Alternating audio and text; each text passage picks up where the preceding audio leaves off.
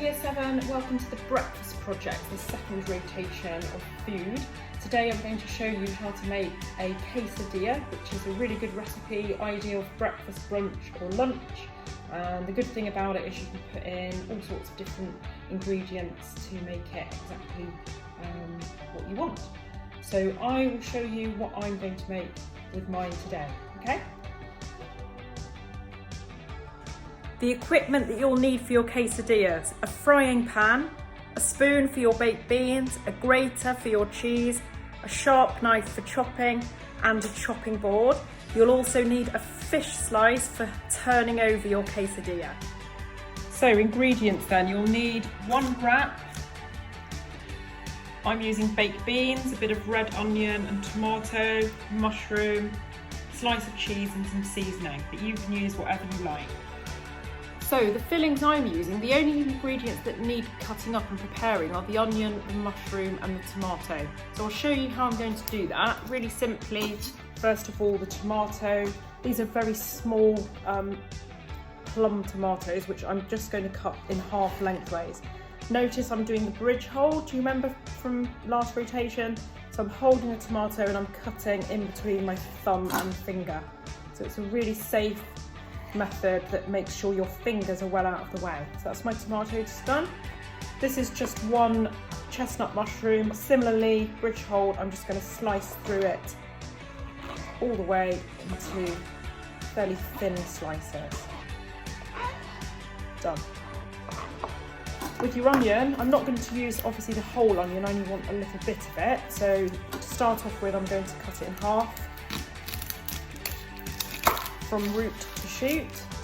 So lengthways, remember how it grows out of the ground, you've got your root and then your shoot, and I've cut it in half lengthways. I'm then going to cut off the shoot end and peel off the outer layers.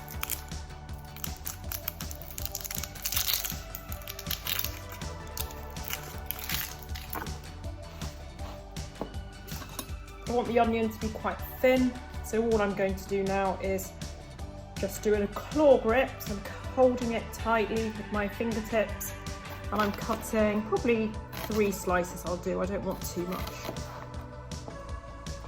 There we go, that's enough. Next I'll show you how to cook your quesadilla. Next I'm getting a frying pan and heating it slightly. I'm then going to get my tortilla wrap and just place that in the bottom of the pan. Next, I'm going to spoon over about 2 or 3 tablespoons of beans onto 1/2 of the wrap. I'm going to add in my other ingredients. So the red onion.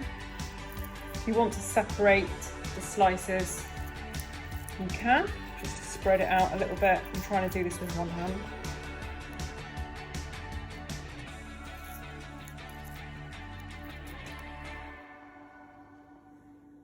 I've then got my mushrooms and I'm just going to dot the mushrooms over the top of the beans.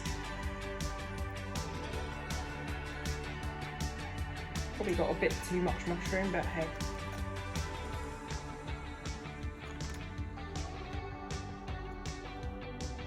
Next is my fresh tomato.